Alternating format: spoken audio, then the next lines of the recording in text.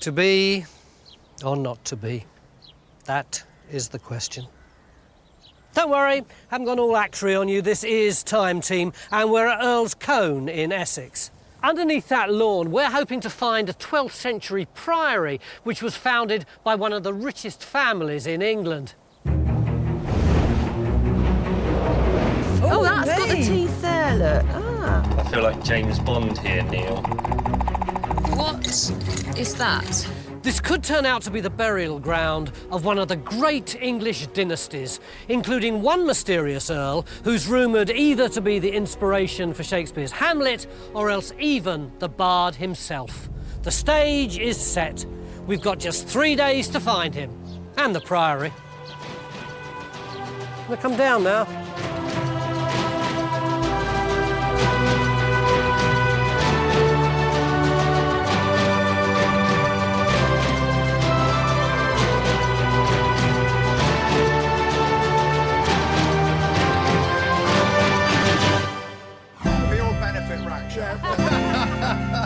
Looks like it might go down at least 2.5 metres. These immaculate lawns aren't just a geophysicist's dream. A little under 1,000 years ago, this land belonged to a family called the de Veres, Earls of Oxford and royal favourites. Today, this fantastic place is home to car fanatic and multimillionaire Paul White. Something tells me we're going to enjoy the perks on this dig. I feel like I'm in a movie. It's such a beautiful place. Well, it's not everyone who's got a priory in the back garden, is it? It's quite unusual, yes. What is it that you'd like us to find while we're here? Well, in principle, I want to find out if Edward de Vere, the 17th Earl of Oxford, is buried in the garden somewhere, because no one knows where he was buried. And generally just to find a lot more about the history of this site. So let's find the missing Earl, Edward. Yes, is please. he the one that people think might have been Shakespeare? That's absolutely right, yeah. There is a lot of rumour. If you search the internet, de Vere Shakespeare, it just explodes. The secret Shakespeare might be under your backyard. I got Hamlet in my garden. We've got so much to find out, lots of mysteries to solve, but have we got time for another spin first? Yeah, let's go. Let's do it.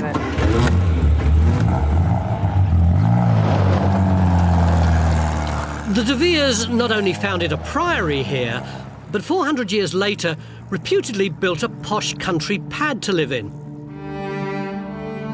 Earls Colne was a prime location, 10 miles west of Colchester, close to London, and a spiritual and economic hub of medieval Britain.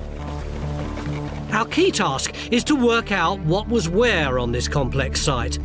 Along the way, we also want to reveal the stories of the aristocrats who founded it.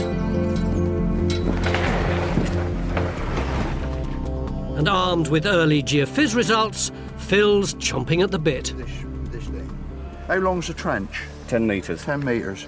If this looks good, presumably there's no good reason why we can't extend it and pick up the other Don't stuff. talk about extending when we've not even put the trench in well, yet. no, but you know what I mean. We're wasting no time making a dent in this pristine grass. Trench 1 goes in over what we suspect may be the Priory Church, where geophys have revealed the most substantial bits of wall. Right, let digging commence. After just 3 scrapes of the digger, it's looking promising. Bit of 12th century or thereabouts. So that could be nearly the origin of the priory. There or thereabouts.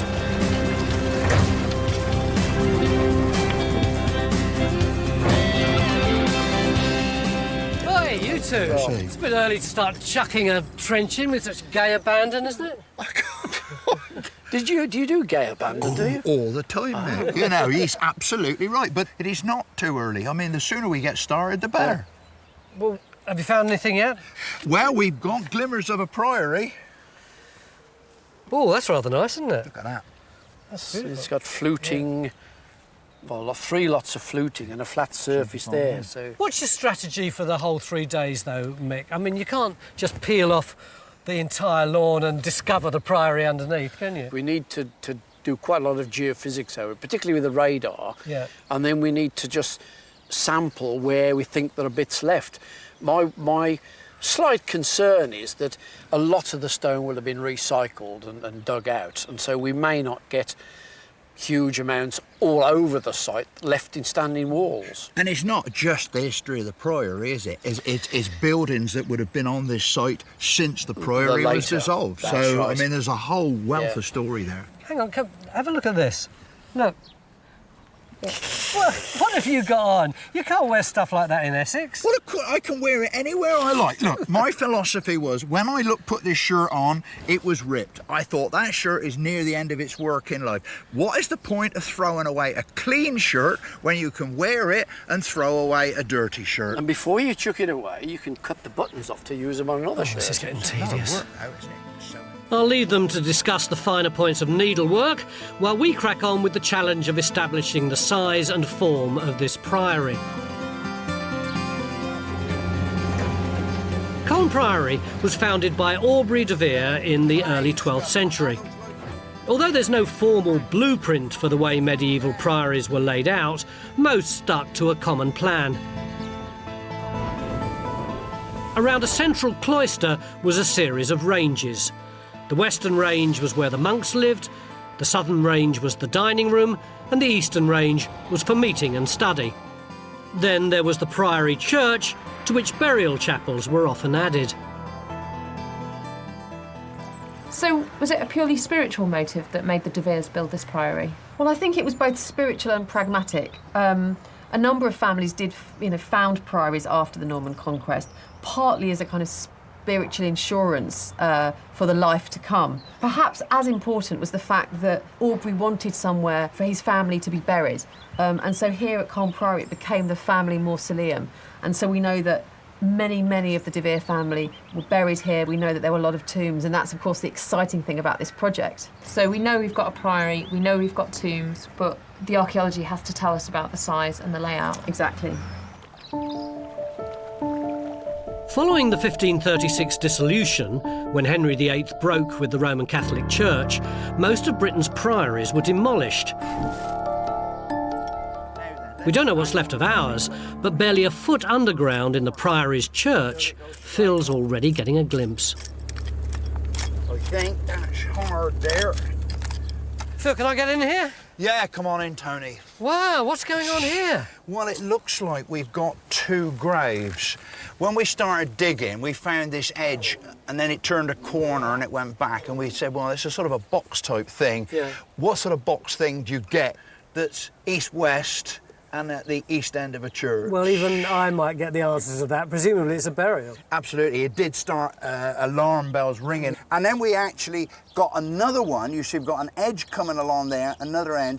And literally, as I was sort of cleaning down, trying to actually clarify the situation, and lo and behold, look, fragments of a human skull. And luckily, Jackie was on hand, and she's about to tell me what she thinks. So, It's Yorick. What can you tell us about him, Jackie? Let's have a look.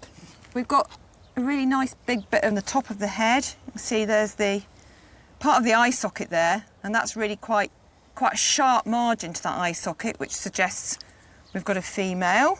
And then looking at these, they should hopefully go together. That's where that goes on the side there. And that will fit on there. So you can see we've got one side of a female, adult female skull. More like Ophelia then than poor Yorick. This burial is our first clue that we're inside a chapel attached to the Priory Church, the most likely place to find de Vere burials. What I don't understand is, you said that this is all demolition rubble, and yet here, this burial cut, that's not smashed up. So what's been going on? well, the process is that you would build this. It's all made out of stone and mortar with a big cavity in the middle. That the coffin would go into there, and you would bury the person. And then presumably you'd probably construct a massive tomb over the top. That would stay there for the life of the priory. Now, when the demolition takes place, if you wish to relocate the burial or the tomb over the top of it, you take that away. Although there's no monument left, this is almost certainly a de Vere double tomb, probably a husband and wife. But we don't know if they're in an original chapel or one that was added at a later date. Over to Geophys and John's hot new gadget, producing 3D images of what's below the ground. You can see at this end, we're actually starting to see the wall lines and the footings really clearly. So as the survey expands, we should get a clear picture. The radar's picking up a jumble of walls which represent several different building phases. It wasn't uncommon for priories to get regular facelifts, and after the dissolution, to even be converted into posh houses. So could there be the remains of a mid-1500s house within the priory? And where do we start looking for it? What documentary evidence have we got for the De Vere's manor house? Well, here we have the itinerary of John Leland in a sort of mid or beginning part of the 16th century. He was a Tudor antiquarian, and he describes how the Earls have built hard by the priory. The question is, we're not totally sure when that was built. Well, that's interesting because this is a map from 1598, and I'm just looking at this arrangement of buildings here, and this is clearly the manor house. It's the largest house on the map, and it seems to fall into the footprint of a priory-like building. And what I'm saying is the priory has essentially been reused as a manor house building, and I wonder if that's what Leland means. So when he says build hard by the priory, he almost means on top of the priory. Well, yeah, well, maybe, unless there is another manor house somewhere else. I mean, we're sitting in, obviously, an extremely grand building, and we're right next to the priory, so is this the manor house that's being referred to there? I think what I need to do is I need to talk to Paul, see if I can have a little forage around and get a better understanding of exactly when this building dates to. Why are you still here? I know, I'm off. Get to it, boy. Thanks for bringing me down. We don't know the exact date of Paul's house, so it could be the original De Vere home. Alex heads straight for the cellar to look for clues. Well, first off, we've got obviously reused bricks here. You know, these bricks have come from somewhere else. I think these have been resourced, yeah, because they're lined in that herringbone fashion. That main crossbeam, that definitely is an older piece of timber. Okay. Okay, well, maybe we'll have a little wander outside and see if there's any other diagnostic features. Back at Phil's trench, there's plenty to diagnose, with an abundance of finds keeping Paul, our pottery expert, pretty busy. Hello, Mr. Blinkhorn. Hello, what have you got? Well, I think we've got our first traces of the priory. We're starting to get chunks of really nice decorated medieval floor tile coming up. Aha! What dates? Well, sort of 13th, 14th century, probably 13th rather than 14th, I suspect.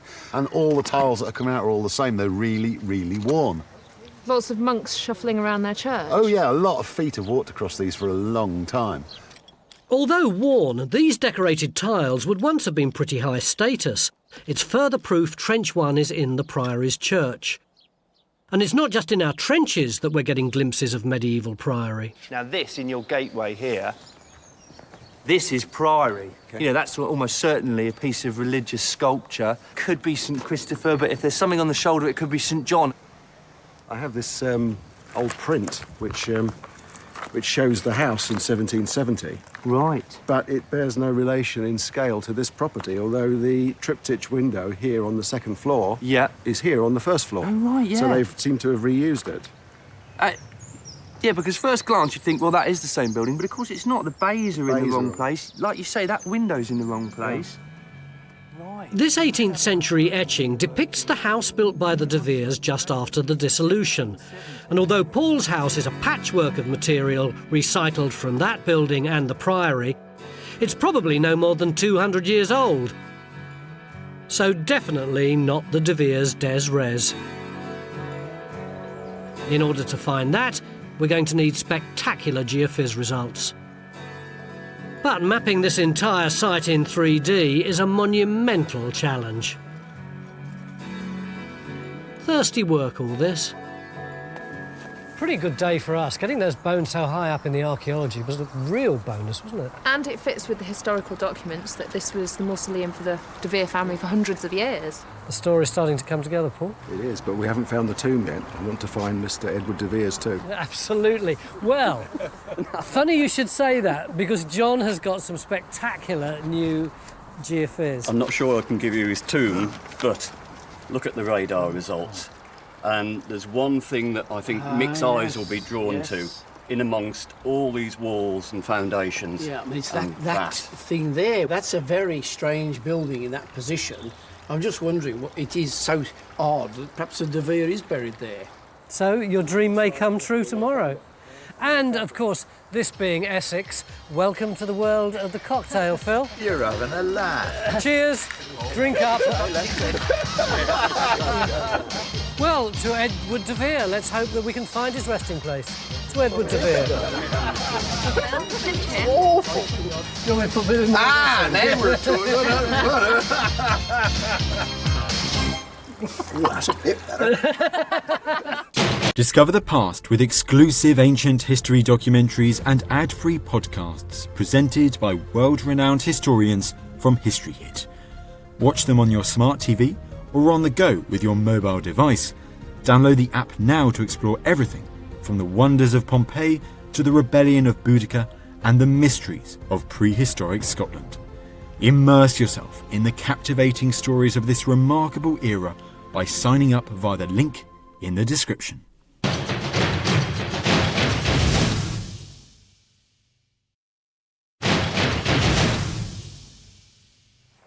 Beginning of day 2 here at Earls Colne in Essex.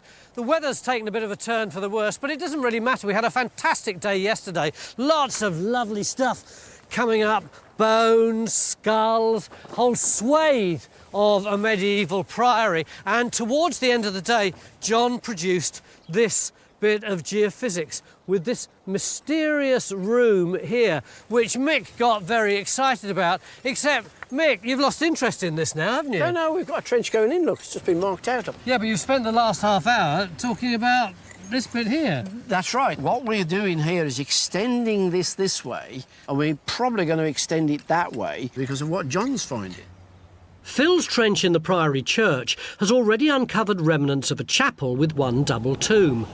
But according to John's geophys, the chapel could be bigger.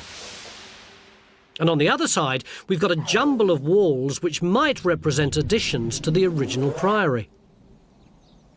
I'm just wondering if this is actually a post-dissolution chapel for the De Vere burials. The last resting place of Shakespeare. Yeah, got Shakespeare's chapel all of a sudden out of the blue. And that would be a first. On the basis of that geophys, Phil cracks on with extending his trench in 2 directions, hoping for more chapels and burials. Ah, that looks like a wall. So that's looking good. And we've not forgotten the mystery room that got Mick so excited. It doesn't seem like a building you'd normally expect in this part of a priory, so Mick thinks it could be a private burial chapel. The only way to find out, another trench. That'd be grand, Arian. Oh, that's rather nice.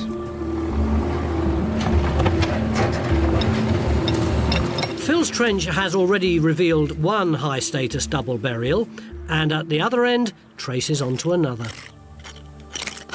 This is looking pretty interesting to me, Jackie. I mean, they don't look like they've just been chucked in, but what do you make of them? No, that is really neatly arranged. Basically what they've done is they've disturbed the grave and they've reburied it carefully. They haven't just thrown it away. They've collected all the bits together, they've dug a hole and they've reburied it in a nice little bundle. And it looks to mostly be one person because you can see you've got the femur here. There's one femur, there's the other femur.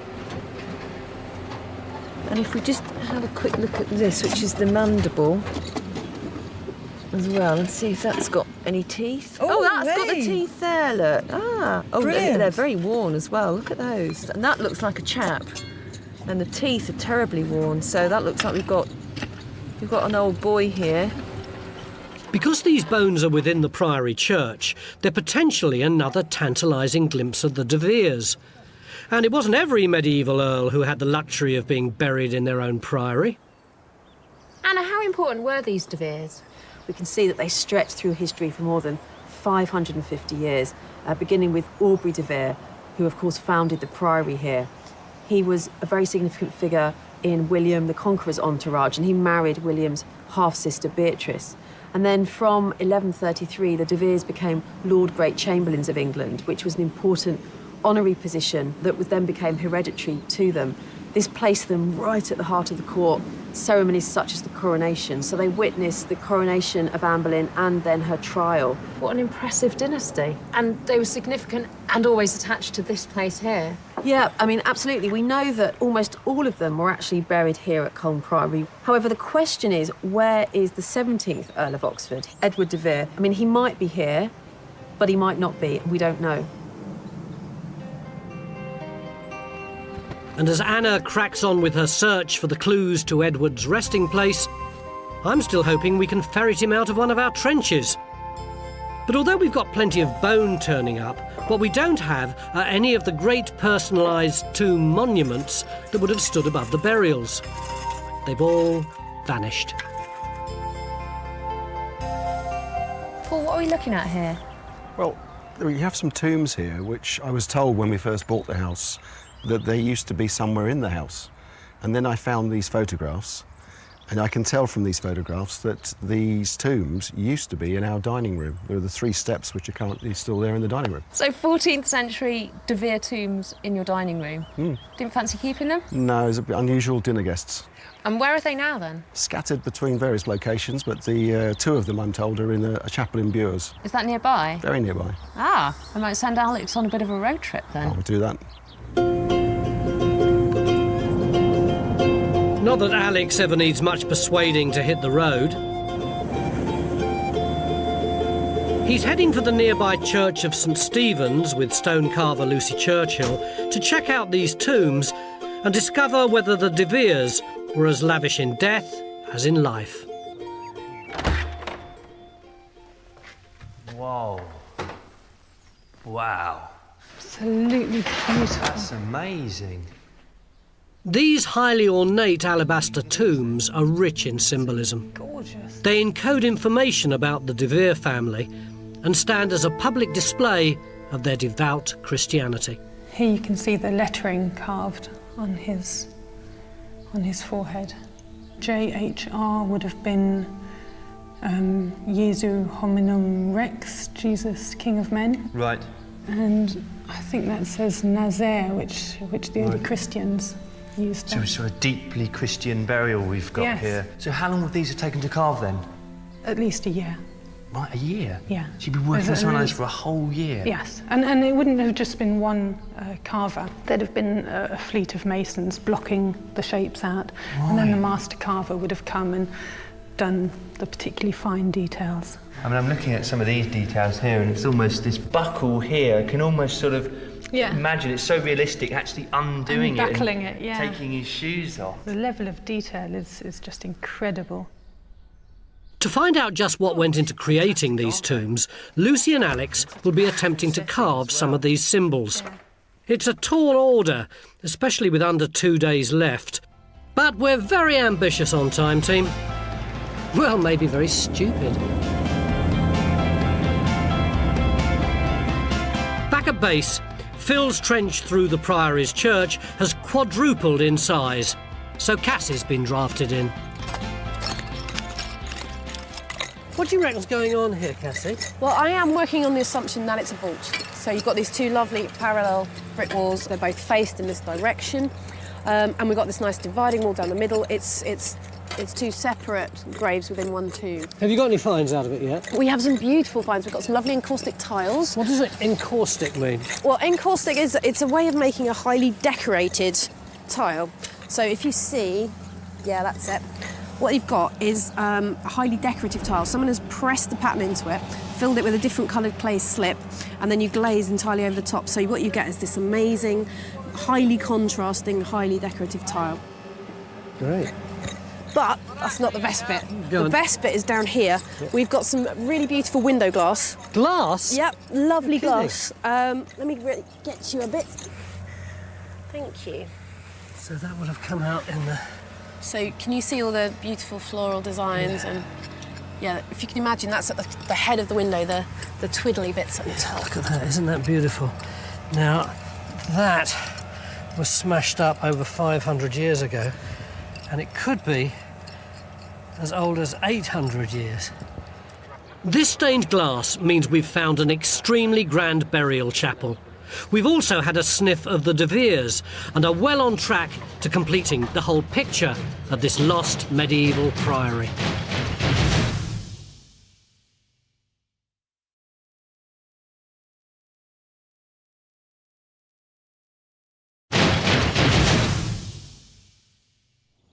Afternoon day 2 here at Earls Colne in Essex. We've got fantastic archaeology.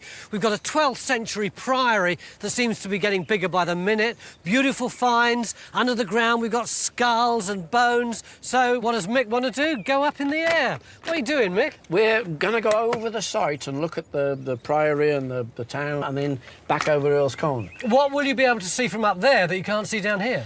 You always see the interrelationships better from the air and things click into place. Well, you better come back with some answers, otherwise we'll think you're just skiving. Oh, surely not. How come he's always the one who gets the helicopter ride? As Mick heads for the skies, Alex is on his own voyage of discovery, learning the intricate art of medieval tomb carving. From what I do know about alabaster, it's a very soft stone, so it's actually quite easy to carve. It is easy to carve, but it's also very easy to make mistakes. Under Lucy's expert eyes, he'll be carving a star on £200 worth of rare alabaster. No pressure, Alex. OK. Here we go. Nervous. Right. This may take some time. The star was the de Vere family emblem. Today, it's everywhere in this neighbourhood. Yeah. A bit close. Should I come out a little Come bit? slightly higher up. It's better to go cautious first, and then as you become comfortable, go deeper and refine the line. I can sense you're getting frustrated, Lucy. I'm not your dad. Yeah, it's like my dad hovering there going, "Give me."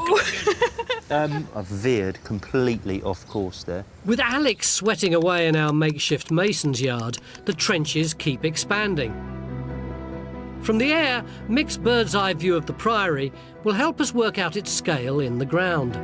He's got geophys plotting out the entire complex and looking for the de Vere's 16th century manor house.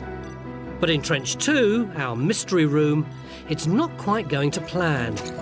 This room didn't fit with anything you'd expect in a priory, so Mick had wondered whether it was a private chapel. Problem is, Rackshaw's a metre down and the trench looks empty. But as for this mystery building coming through, I can't find it. We've double-checked the measurements. There's no doubt about it. Another 20 centimetres, that'll resolve it. Go on then. Well, it's here, I tell you. Look, is there not a cut in there? The words clutching at straws, John. No, look, that's soft. That's solid. I've seen Phil do it. Whatever this room is, it's looking less and less like a chapel. But I'll let John off, because in Phil's trench, geophys have come up trumps. This brick tomb vault corresponded perfectly with blobs on the geophys. The beautiful glass and decorative floor tiles indicate this was an exclusive private chapel added to the Priory church in the 15th century, containing 2 double de Vere tombs. At the other end of the trench, more skeletons are emerging, including one that wouldn't look out of place in Tate Modern. Whoa, Jackie, what is that?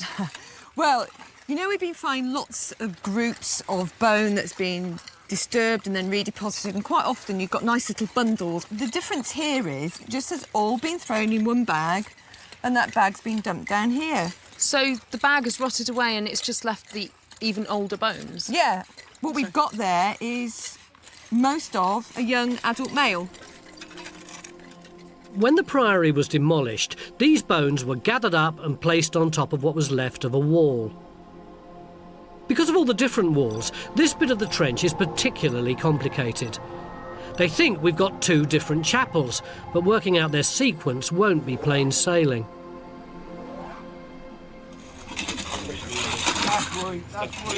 Along with the archaeologists, geophys have a mountain to climb. To survey the entire site and iron out the floor plan, we're talking 8 miles of trolley pushing.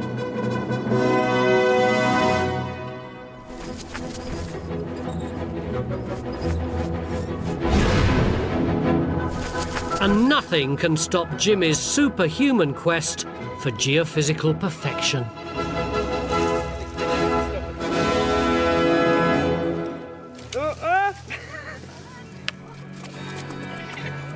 It's becoming ever clearer that this was a sizable priory, home to 12 monks whose Benedictine lifestyle was in stark contrast to that of their flamboyant patrons.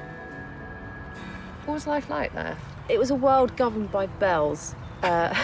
Bells would sound in the morning for prayer to begin, and the day would then proceed accordingly. There'd be time for study and time for manual labour. And of course, all around this was the idea of moderation and silence.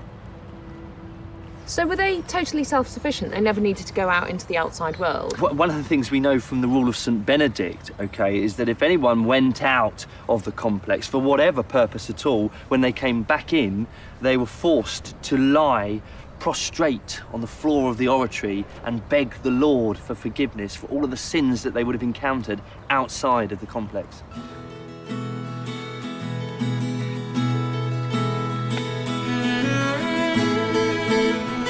When they weren't deep in silent prayer, one of the monks' roles was burying their patrons.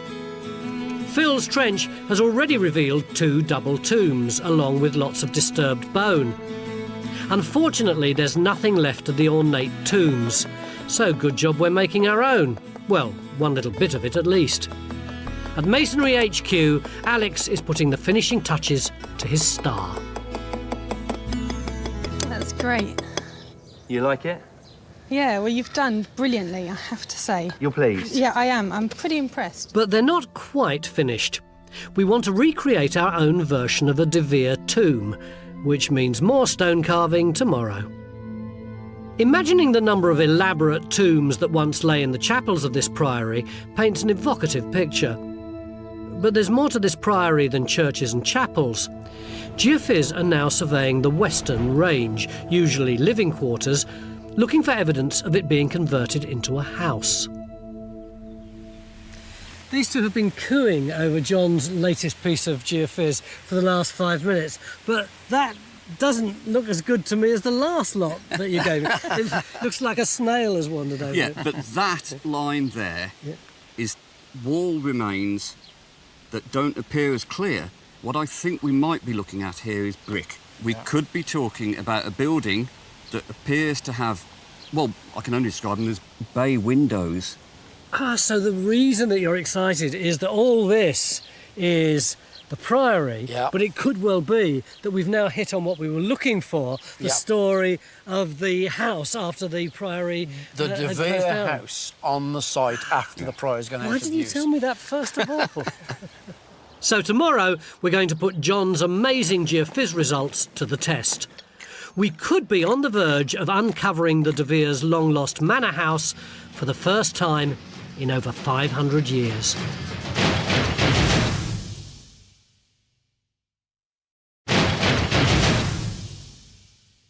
Beginning of day 3 here at Earls Colne in Essex, where we're excavating a medieval priory which used to belong to one of the great families of England. The site's come up with a lot of bones. You see this interesting little clump here, but there's one burial that's got Jackie particularly excited. What is it you found, Jackie? Well, what we've got here is the first sign of in situ remains, i.e. exactly where they were placed to start with.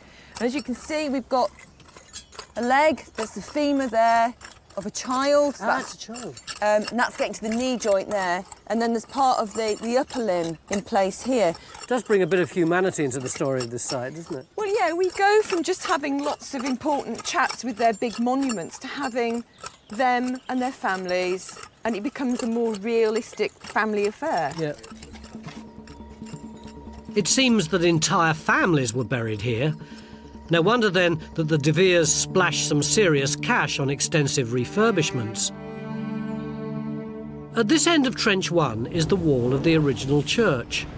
But there's a post-12th century chapel bolted on here, and another chapel in this corner. These decorative flints indicate it's probably 15th century.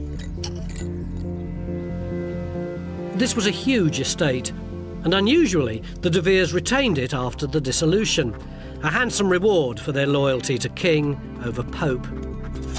But did they convert a section of Priory into a post-dissolution des res?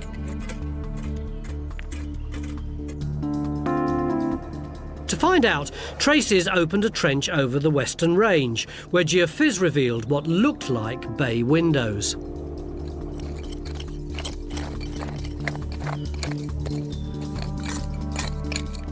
Slightly vindicated. That is absolutely fantastic. I mean, that's the bay window then? Yeah, it definitely looks like it. The curve, I mean, look, it's following the geophysics in here, that curve edge there, perfectly. That is fantastic. This bay window is a clear sign that this is a domestic building and could be our first glimpse of the de Vere's posh house. It's a promising start. As the search continues for evidence of a house, Rakshaw's desperate to resolve the identity of a room that's had us stumped for 2 days. At the end of day one, John produced a new piece of geophys, which Mick got very excited about because of this mysterious room here, which nobody could explain. Well, we started digging it yesterday, and Rakshaw, you've just about finished now, haven't you? I have finished. What is there in your trench? Got this massive wall here. That's actually the Priory wall. As for the mystery building, though, don't seem to kind of really have found it. All right, Mick, where's the mystery room and what was it? I don't know where it's gone. I wonder whether it's not a cell for an anchorite, or in this case, an anchoress. What's an anchoress? It's like a hermit who lives sort of walled up in a cell for spiritual reasons. And there is actually a mention for Earls Colne of a female anchorite round about the late 12th century, 1200. So where Rakshaw is standing now, yeah, a hermit, an anchoress, could have been in exactly that position. Can you look very quiet and very holy? Well, I can do the quiet bit, but I'm not sure about the holy. You can't do either, mate. Yes, I can't quite imagine Rakshaw being walled up in a cell for the rest of her life. The misleading geophys was picking up wall foundations, the actual stone long robbed out. Even so, it's an unusual find that reinforces the spirituality of this place and fills in yet another blank in the Priory layout.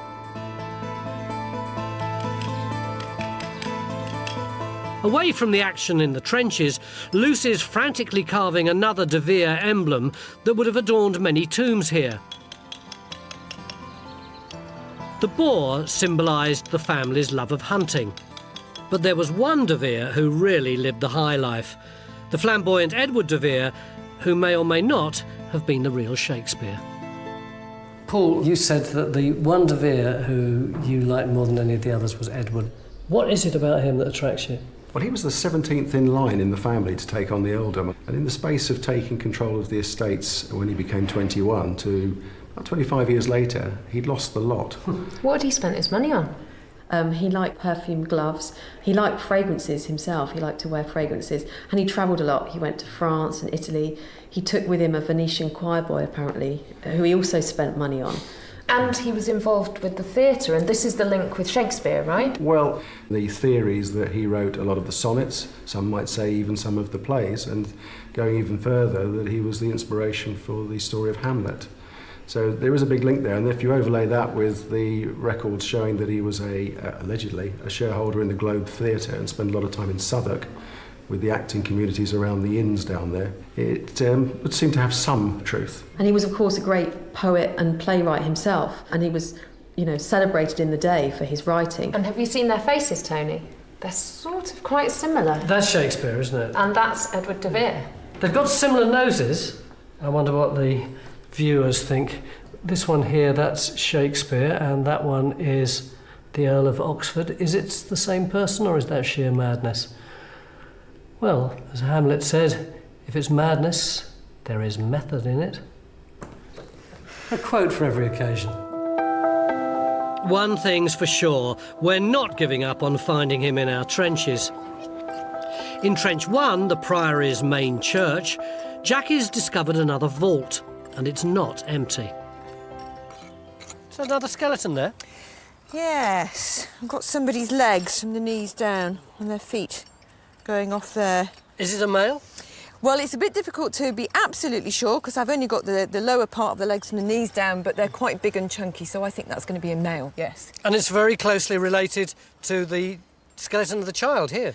Yeah, that child has been placed right up against the side of this vault, which suggests there's going to be a direct link between that individual and the individual that's inside it. And it's inside one of the chapels, which means that it's almost absolutely sure that this is going to be a de Vere. Could be Edward de Vere, or Shakespeare, or both. For it to be Edward, we need to find something that dates this burial to the early 17th century. And with just hours to go, it's not looking hopeful. But we're not just searching for de Vere skeletons.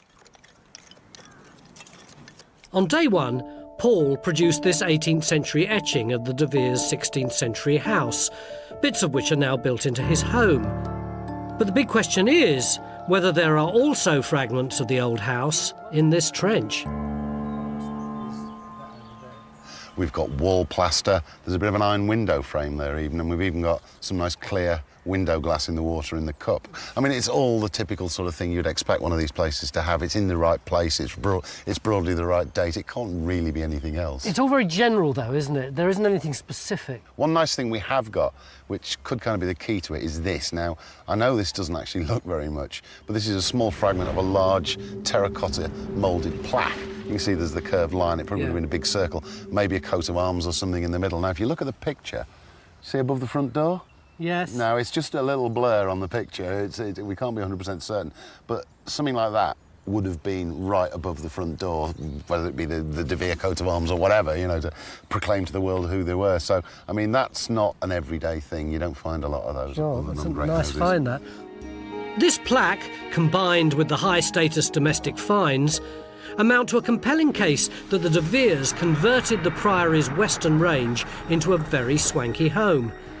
Their ancestral connection with this place wouldn't be easily broken. It was, after all, their family mausoleum. But Edward blew the family inheritance and was forced to sell the place by 1591. So realistically, it's not likely he was buried here. Anna, are there any hints in the record about what happened to Edward, the 17th Earl? Well, we've found some documents. You have a sense that he was here, or you hoped he'd be here. I hoped he'd be here. Well, let me tell you, he's buried in Hackney. Hackney. Really? Yeah. So we know that from a source which describes Edward de Vere having died on the 24th of June, 1604, and being buried on the 6th of July in St Augustine's Church in Hackney, of all places. There's a reference in the parish registers that he died of plague. I'm assuming that even though it was in Hackney, it was a big, full-on, pomp and circumstance funeral. Well, you would imagine so, wouldn't you? But of course, as we know, Edward de Vere had spent a lot of his money and the creditors were after him. And so, very sadly, he'd had to have a very low-key funeral, fearing that, you know, his wife would then be under massive pressure from the creditors if he'd gone out with a bang. So, a bit of a sombre and sad end, really. And clearly no fancy tomb for the profligate Edward. Sounds like he would have been lucky to get a headstone, let alone a hand-carved boar on his tomb. Wow. Exciting. Lucy. Wow, that is amazing. You did it in just a few hours. Fastest carving I've ever done in my life, yeah. You look exhausted, I have to say. Wow, it's absolutely amazing. Yeah, the Brilliant. master and the apprentice suddenly. Yeah. Brought into sharp relief here, aren't they? It's brilliant. The boar and star were the de Vere family emblems. We're going to use these symbols, and a few of our own, to recreate a virtual medieval tomb with Alex as our willing victim. Or should I say effigy. Unfortunately, it would take at least a year and our entire budget to carve a tomb from scratch. Thank heavens for modern technology. I feel like James Bond here, Neil. And you're Dr. No. This £100,000 bit of kit uses lasers to scan in 3D. And not wanting to be outdone in the technology stakes, Geophyz have created their own masterpiece, a complete 3D radar picture of the Priory remains. Boys and their toys, eh? That is just unbelievable. That's 12 kilometres of pushing the trolley, and I don't think we've ever done anything quite as big as that on a time team. Not to get a complete monastic complex. This stunning survey reveals the Priory to be much bigger than expected. In Phil's massive trench, he's found remains of 3 different chapels built at different phases, and all containing De Vere burials.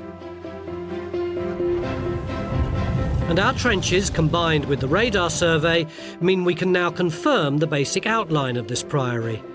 We've located each range of it, including an anchorite cell in the north. Then there's the colossal church with its burial chapels. Finally, we can now fully understand the development of this whole site. So, really, you've got one big skeleton, which was always the Priory, but as fashions changed over the centuries, the cosmetic exterior would have been altered. That's right, because if the patron family, the De Veres, decide they want a big chunk of it rebuilt, then they put the money in. They're not like us. They don't think that Norman stuff's lovely, we must keep that. 15th century stuff's lovely, we must keep that. No, sweep it all away. Let's have the latest fashion. And they certainly embraced the latest fashion when it came to tombs. But they can't hold an antique candle to what we're achieving with lasers. So am I still enough for you then, Neil? You will be if you stop talking. And here it is, Time Team's interpretation of a medieval tomb monument, every bit as classy as the De Veres. It's been a thrilling 3 days. We've got our Priory and located the De Vere's missing manor house. As for whether Edward de Vere was really Shakespeare, that debate will roll on. But before we leave Essex, there's just enough time to take advantage of Paul's hospitality once more. Well, everyone's been moaning about their dodgy feet, so one last treat before we go. Cheers! Cheers.